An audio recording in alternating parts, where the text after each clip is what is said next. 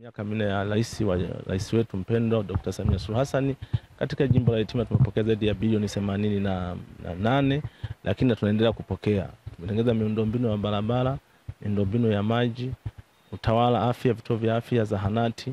Kwa hiyo tunayo mambo mengi ambayo yamefanyika ndani ya serikali ya awamu ya 6 chini ya Daktari Samia Suluhu Hassan, lakini yote yametekelezeka kulingana na ilani ya Chama cha Mapinduzi ikielekeza kutekeleza kama ilivyoanza ya jinsi baada ya miaka 5 kunakuwa na dira ambayo imetolewa na Chama cha Mapinduzi kumkabidhi mgombea kwenye eneo lake. Mheshimiwa Rais amejitahidi sana kufanya kazi yake vizuri sana. Kwanza vijana kuwapatia ajira, na nyinyi ni vijana mnaelewa kabisa kwamba ajira zimetokana kwa aina gani. Lakini la pili ambalo ni kubwa zaidi, kuhakikisha kwamba huduma za afya na elimu ndio kimekuwa kipaumbele kwake. Kwa hiyo mimi pale wilayani kwangu Itilima tumejenga shule amali zaidi ya bilioni 1.5. Tunatarajia kupata wanafunzi zaidi ya 125 watakaoingia kwa mwaka huu. Lakini ukienda kwenye madarasa zaidi ya madarasa vyumba 3,000, vyumba 300 na kitu tumejenga katika serikali ya awamu ya 6.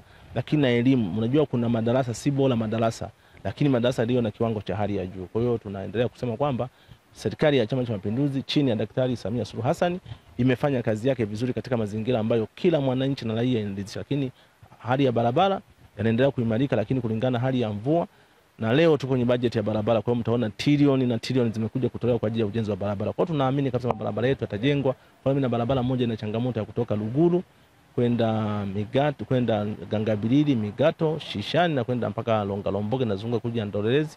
Ni vitu ambavyo kama, lakini vile vitu barabara ya kutoka Luguru kwenda Nhombola kwenda Sawida mpaka Mwamnemu na ingia Magu ndio barabara zenye changamoto, lakini kulingana na hali ya mvua. Lakini tunashukuru serikali imeendelea kupokea maombi na kuyafanyia kazi. Kwa hiyo tunaamini mambo yatakwenda vizuri sana.